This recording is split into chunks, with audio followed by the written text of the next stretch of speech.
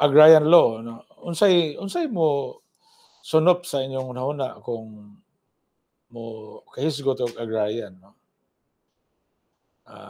Ang mga land owner medyo masuko niani basta makadungog og agrarian law kay makuhaan man ang ilang yuta, no? Apan ang kadaghanan nga wala man nag-iya og yuta katong mga saop o katong nagtikad sa yuta nga bisag dili saop, malipay niani nga programa, no? Actually kini agrarian law dugay na kini nga programa, no? Unsa man kining agrarian law, no? Ang philosophical basis niani mao kini, no? Kay atong nakita nga sa atong history ba, kung nakadumdum mo sa una, before maabot ang Espanya, ang mga Espanyol sa atong nasod, ang atong panag-iya sa yuta communal, no? Communal. So kinsa lang katong naisa ka tribo nga na ilang mga dato or na ilang mga leaders sa ilang mga tribal groups. So kinsay katong mutikad pwede na mananghid, no? Sa communal. Pero pag-abot sa Espanyol, kadumdum mo atong mga kuano kanang mga encomienda system. Unsa ba kanang encomienda system, no? Ang kay nagi kuan magta gi okupar man ta sa Spanish for almost 300 years. 15, no? 1521 to 18, so 300 years. And then ang Spanish government mohatag sa ilang mga subjects, sa ilang mga mga ilang mga Espanyol pod. Kasagaran gato mga pare ang nangangkon, no? Mutindog sila sa isa ka lugar, tan-aw nila unsay maabot sa ilang mata. Moingon na sila nga kini akong yuta.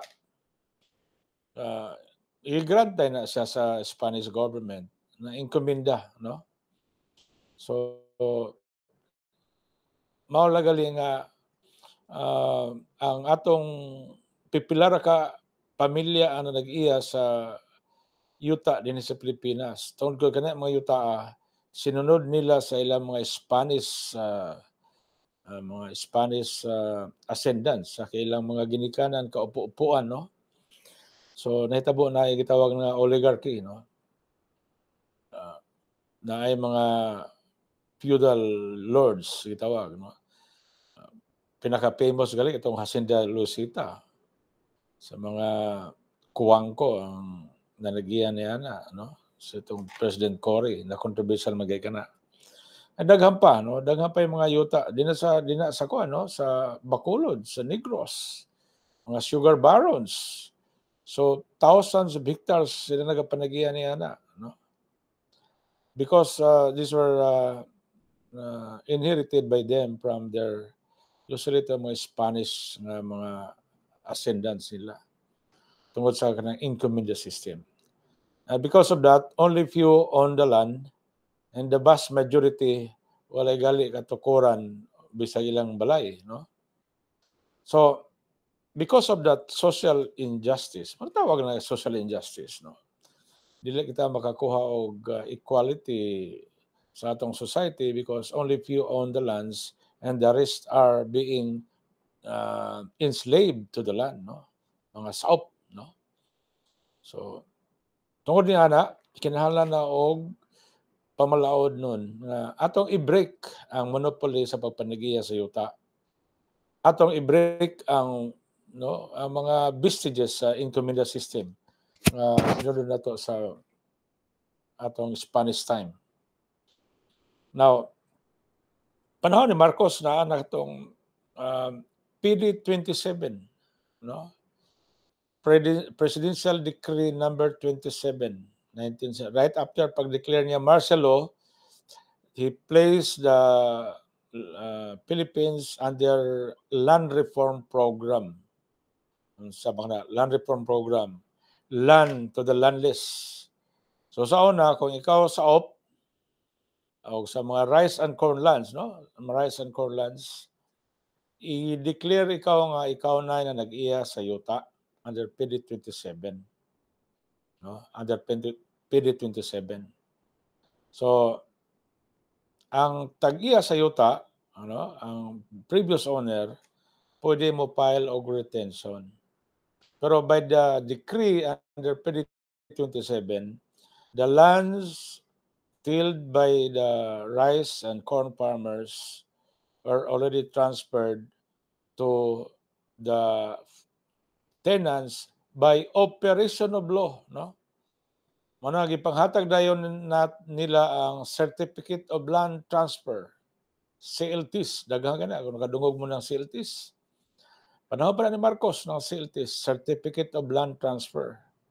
So katong rice and corn land man giigo, no? Pag-una, wala pa iga ang mga sugar plantation that time. Yun na ang sugar rice and corn land.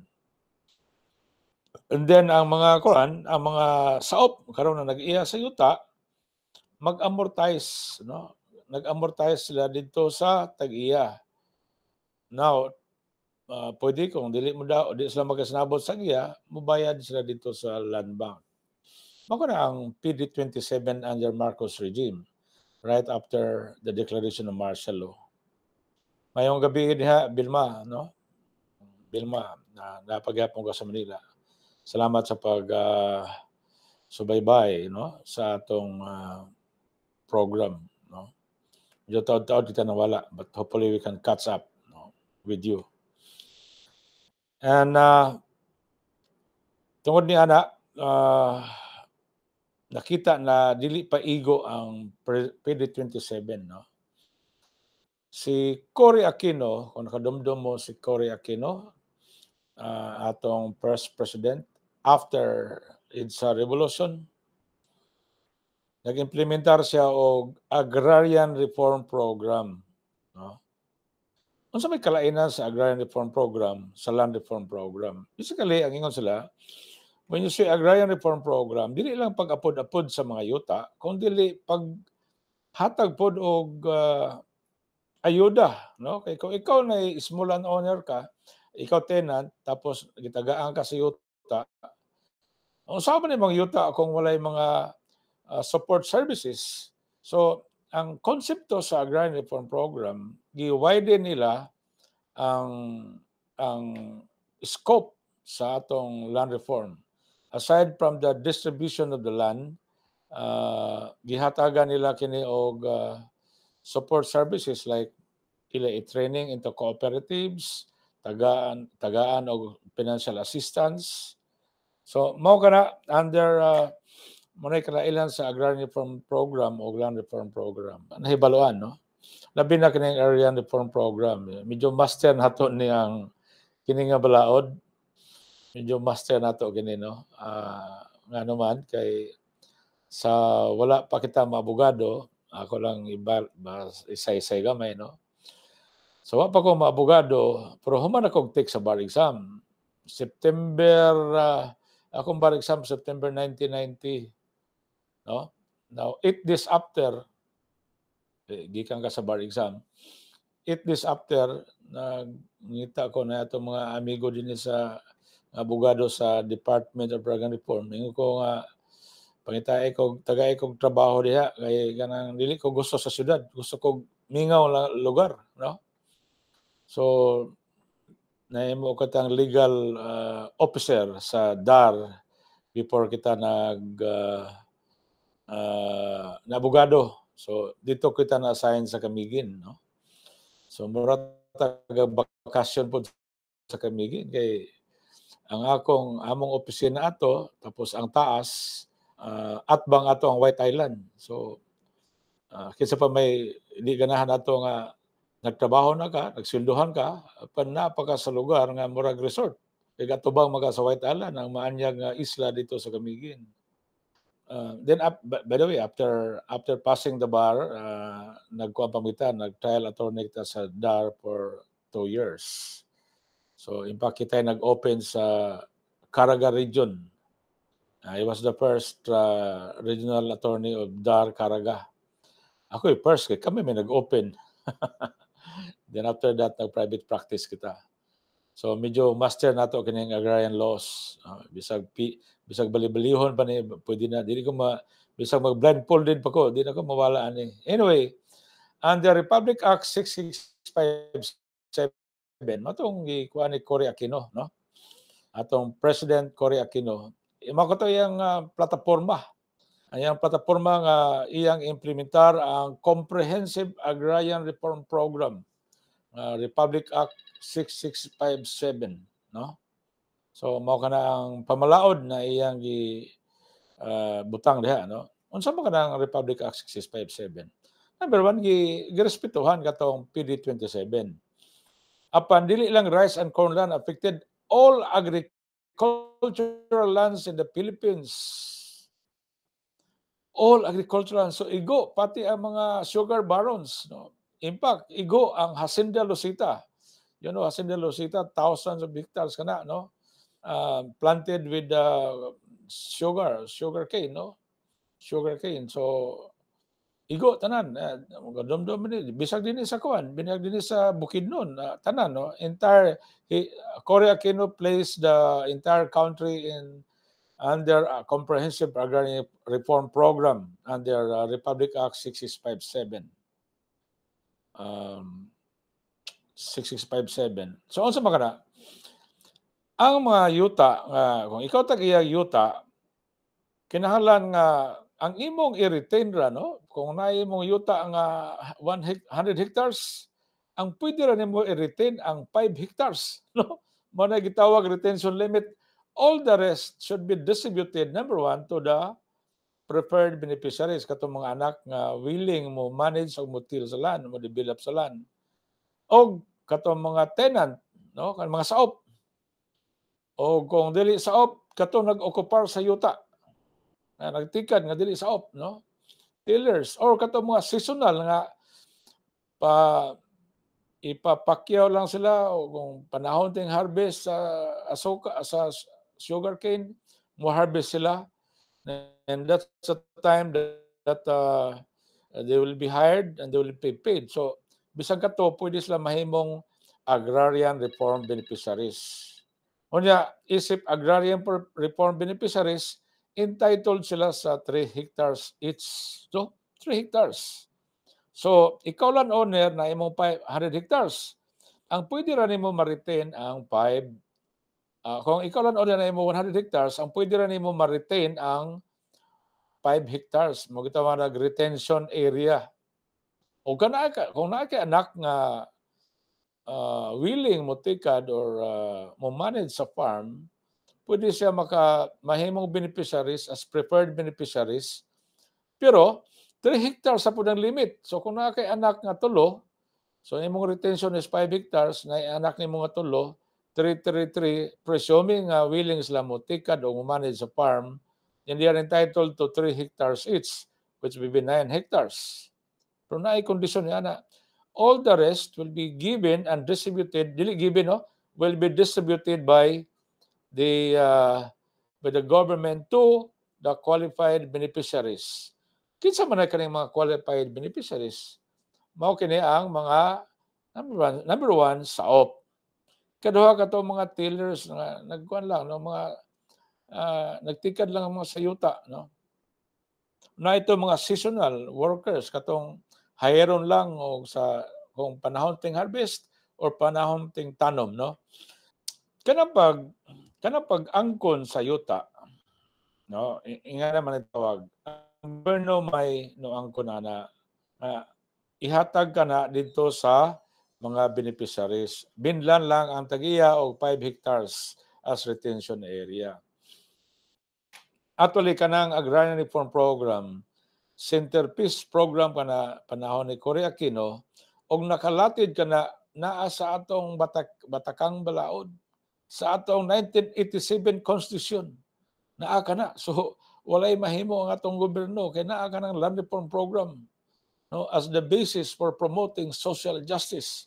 So mandato kana sa atong 1987 Constitution, unless i-reason kana na i-amendar kana, magpabiling ka ng mandato sa atong Constitution, because of the way of breaking the bondage of of the tenants to the land. That is the way of giving social justice to all. Naunta na ma-approximate nato ang social justice kay ang nakita lugar nga na inustisya kay pipilara ka tao ang nag-iya sa yuta, ang tanan puro sa saop, puro stealers, mga squatters, no? Imagine sa kadako sa Pilipinas, nay gali mga tao nga walay mapuy-an, no? Walay ka turuka, no? Barugan silang balay, no? Ingana ka unequal ang atong social atong society. Mao kanang gi-promote kanang agrarian reform program ni Cory, and until now wala may mahimo sa BBM kaya naa man na sa constitution, no? Naa man kana. So every president from 1997 up to the present has to promote the agrarian reform program. Now unsa may magakatungod pod sa mga landowner? Dili magani para sa komunista nga gikan sa landowner kuwaon ritso sa kuwaon ritso sa gobyerno, iapod-apod sa katawan, dili. Kaya naaman ba sa atong constitution that no private property shall be taken without just compensation. Sa ato pa, kinahanglan nga kung kwaon sa gobyerno ang yuta para iapod-apod nito sa katawan, kinahanglan pod nga pagabayaran sa just compensation ang landowner. Kay kung dili bayaran, nahulog na tag komunista. Na di man ta komunista. We are a democratic republican country. So mao kana ang kinahanglan pagabayaran. Now unsay basis sa pagabayad? Ang bayad, ang assessment ang mitabo ana ang DAR mo initially mao kana ang value sa property. So mao kana ang value sa property. Nay value sa property moingon ang DAR. Now pag mabalyuhan na kana, mag-deposit na dayon ang DAR o dito sa land bank. Nanay deposit dayon na equal 10% sa land bank. Now pwede na mo o pwede distribute ng yuta, no? Kung nanay deposit. But the landowner, no? Ang landowner pwede mo question, oy, ngano gibalyuhan naman ni og 10 pesos kada metro kwadrado ng akong yuta. Nga ang valor ani 100 pesos kada metro kwadrado. So may tabo na landowner, may sa mato sa korte. Dili pwede na kanang inyong valuation sa akong yuta because my land is worth 100 pesos per square meter. It's not only 10 pesos per square meters. So i-determine ka na ang valuation, ang just compensation, ang value sa dita sa regional trial court, no? Sa regional trial court. Naon sa may tabo sa mga saop o katong mga beneficiary, ang gitawag na mga beneficiaries, no? Magbayad ba sila? Yes, magbayad sila. Ilang bayaran ang amortization dito sa Land Bank of the Philippines, no? Moato sa Land Bank, magbayad sila na dapat ilang religious per annum ilang bayaran ang ilang amortization. Dili ka na libre, no? Bagabayaran kaya nila. Kay gikan kana sa mga private owners, no? So akong balikon, ingani. Kung ang tag-iya sa yuta na ay say 100 hectares, entitled siya og 5 hectares nga retention limit. Retention sa ato pa iya kana 5 hectares. Kung naay siya duha ka anak, iyang anak kung willing mo tikad sa yuta o manage sa farm, pwede siya himong preferred beneficiary. So duha mag-anak, ang maximum 3 hectares ra. So duha ka anak, so 3 plus 3, 6. Plus iyang retention, 11. So unsa may tabo? 100 hectares man ang yuta. 89 hectares sa iyang yuta, iapod-apod ka na dito sa ato mga saop. Now, kung kulang ang saop, ang saop entitled raman sa 3 hectares, no? So dili mapwede ang saop moabot og 5 hectares. 3 hectares ra. No, 3 hectares sa kana. So kung kato mga saop napagyud sobra sa yuta sa iyang 100 hectares, pwede mo ato sa mga seasonal workers, farm workers. Daghang may klase ka ng mga farm workers.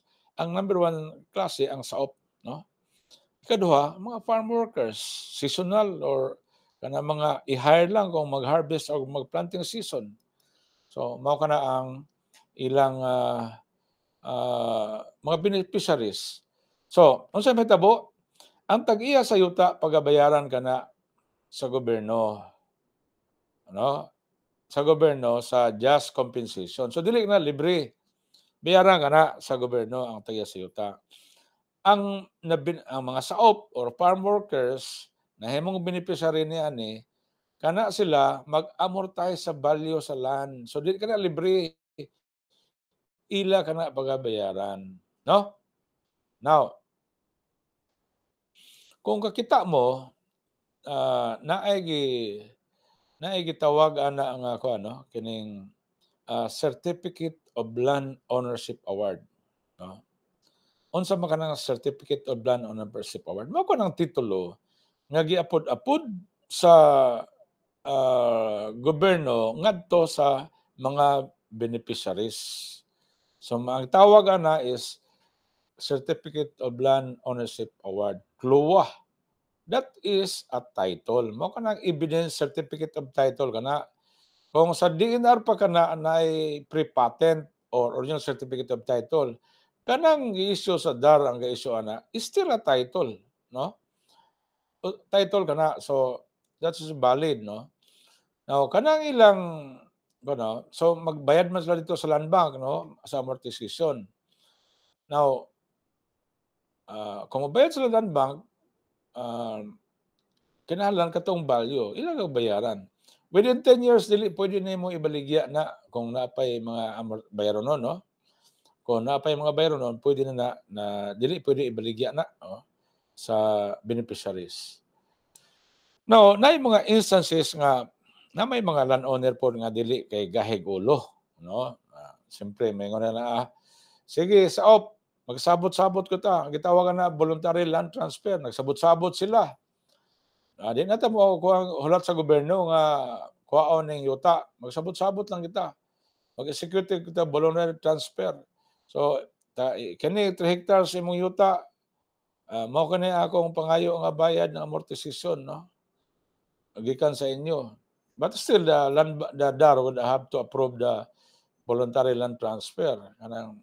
So, pwede magsabot-sabot ang tag-iya o ang saop or farmer beneficiaries. Ang usa ka issue karon na, would you believe na actually na ako mga kaso din na sa Lumbia, human magaling ng uban, no? Sa Lumbia. Under PD 27, 1970, kung ba to? 1973. Marcos time pa to, no? PD 27. Until now, walay titulo gi-issue. Certificate of Land Transfer pa. Ngayon ko sa tagadar, magulang ko naman nagpila ka tuig ng PD 27. Until now, wala paghihapon yung issue titulo. Because the Certificate of Land Transfer is not yet evidence. It's only identification. Certificate ra ka na nga ikaw na ay beneficiary ng yuta. Na ikaw na dapat ang tagaan ana og katungod. So dapat isyuhan na ka og titulo, no? Certificate pa man to og land transfer. Abot pasabot na gikan sa tagiya sa yuta, gi-transfer ka na nimo. But you are already owners of the land, no? Kana mga holders sa CLT, Certificate of Land Transfer, no? Ano ako mga kliyente na familiar kay ani kay mao nga balik-balik.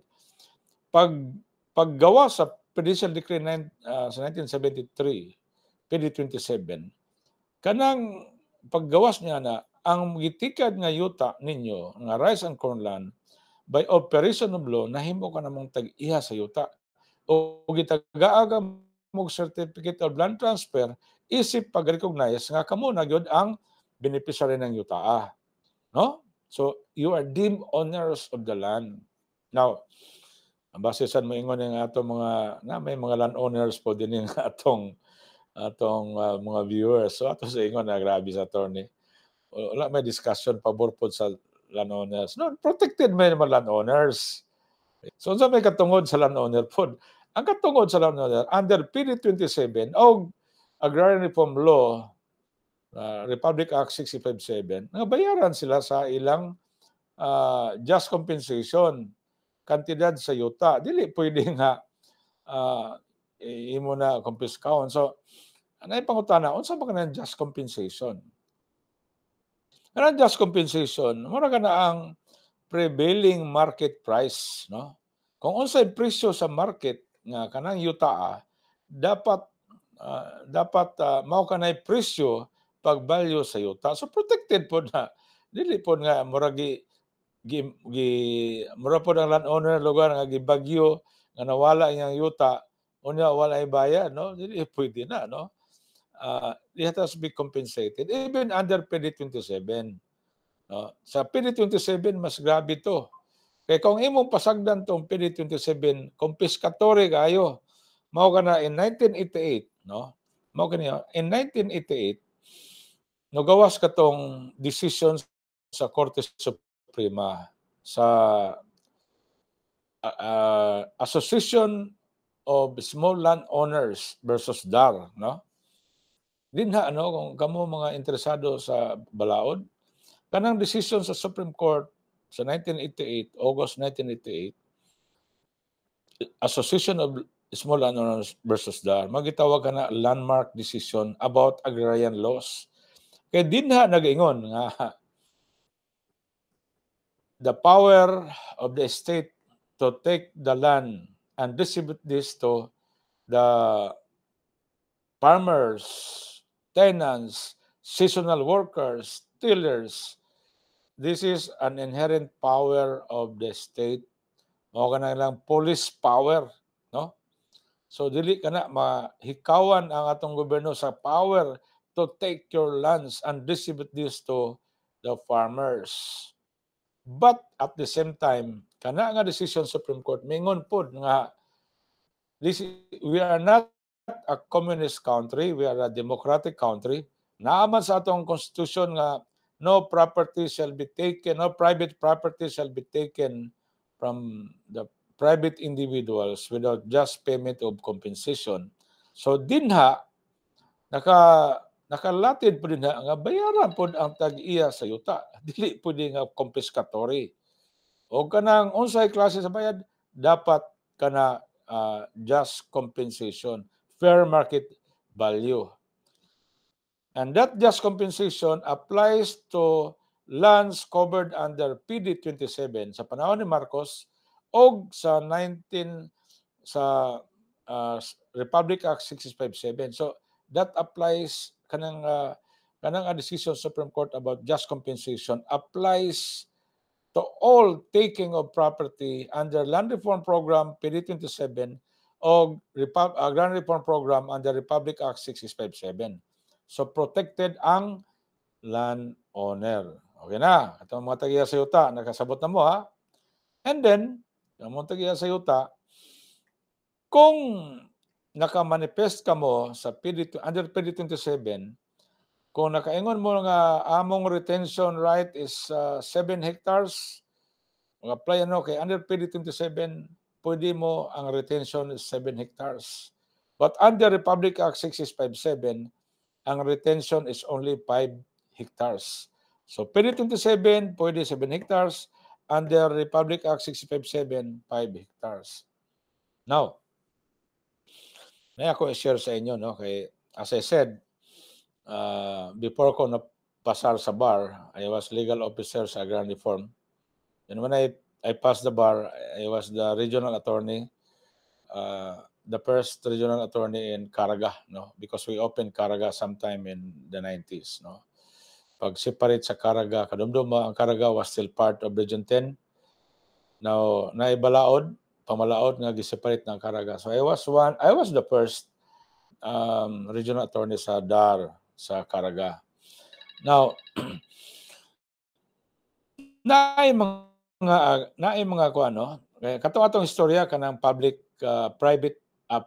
agricultural lands, no? Atong bat-bat kanina. Apan sa kadako sa Pilipinas, daghang gihapon mga idle, abandoned public government-owned lands, no? Wala na nag-iya. Would you believe nga naapay usa ka kuan, no? Na isa ka area nga 1,000 hectares kapin sa Agusan Sur o sa Bukidnon, daghang gyud diha. 1,000 hectares. Ang mga tao din na nagpuyo, apil na sementeryo, apil na simbahan na sa 1,000 hectares.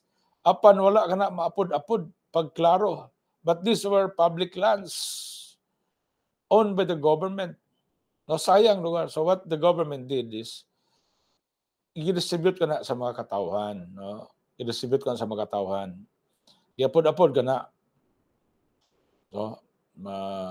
So, kana lugar, wala na gibayaran ang may private owner man na, ang owner ana ang gobyerno man.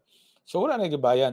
Daghang ito, ako kabalo ko ana, daghay gihatag sa gobyerno because the government did not want that the lands owned by the government, by the state, would be abandoned, no? Or idle, no? Idle. So dapat tamnan. Dapat all land should be productive. So mo nang gihimo ka na nga kuan, no, balaod ng 657 para walay mga idle land sa gobyerno, no? So mao ka na giapod-apod. So, and until now still ongoing. Ngayong akong style permanente akong i-recap, no? Before end para malatid sa atong alimpatakan gyud unsa kanang reform program. Akong balik ko, no, briefly ngani panahon ni Marcos na atong PD27 1973, all tenants of the land, rice and corn lands, by operation of law have become owners of the land, except that the owners of the rice and corn land have the retention right of 7 hectares. Kung panahon sa una, imong basakan 50 hektarya, 7 hectares ra ang pwede ma-retain sa landowner. Apan kana pagabayaran gihapon sa beneficiary ngadto sa landowner or through Land Bank of the Philippines.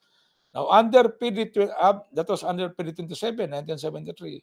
Now, katong Republic Act 6657, gipagawas, no, 1987, no, right after Kangkori time, giingon diha na ang retention right sa atong mga landowner naara sa 5 hectares. So kung sobra ka sa 5 hectares, ang sobra kuwaaw na sa gobyerno, iapod-apod ngadto sa mga tenants, farmers, seasonal workers, o qualified beneficiaries. No, qualified beneficiaries. Now, ang common denominator ani nga ang tag-iya sa yuta pagabayaran, no? Pwede lugar ang saop, pwede ang beneficiary, pwede magsabot-sabot sa tag-iya nga pwede ba bayaran ng nato o kaning kantidad. So, matawag na direct sale, no? O voluntary land transfer, no? Magsabot-sabot sila. Apan kung dili makasinabot, kung di mo sugot ang tag-iya sa yuta, sa ingana nga direct scheme, no? Direct payment scheme, pwede po nga, dili kay pwede, mao gyud buhaton sa gobyerno to take the land and take the land from the landowner and distribute this to the farmer beneficiaries. Ang farmer beneficiaries dayon, mag-amortize siya ngadto sa Land Bank of the Philippines, no? Og ang mga landowners under PD27 og Republic Act 657 pagabayaran sa fair market value. Nay pangutana ato ni asa na kuhaon kanang giingon nga certificate of aggregate land holding.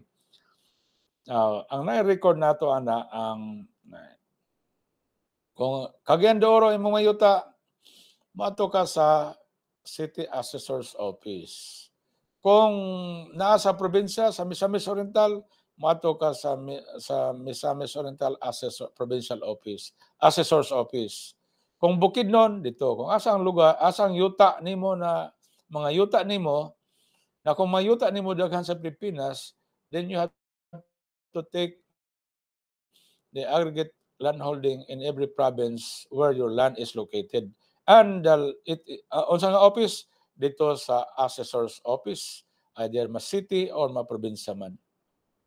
So, ang pangutana attorney, no? Unsa man kanang saop? Rog kanang atong kanang unsa kanang saop, pwede nato i-continue kana murag na 747. Sunod na nga topic itong unsay pag-define sa usa ka saop. Dili kana sayon nga konsepto, no? Kanang definition sa saop o elements sa tenancy pagdebatihan pa kana muna sa agrarian court. Di pa kaya man mga of course klaro na, no? Klaro nga elements sa tenancy. Ato kana pagalakbitan sunod nga episode, no? As I said, ang tao nga wala masayod sa balaod, no, marang hinungdan sa iyang nga mainustisya ang mahitabo sa kaniya, no? Because if you're not your right, kung di ka kabalo sa imong katungod sa imong right, kung di ka kabalo sa imong balaod, di ka ka-assert sa imong right, so malupigan ka kanunay. So maigit ang maminaw kay para di kita malupigan kay di ta kabalo sa balaod. Ang tao na kabalo sa balaod lisod lupigan kay kabalo man sa unsay katarungan, no? Mayong gabi o happy weekend. Thank you for viewing. Bye-bye.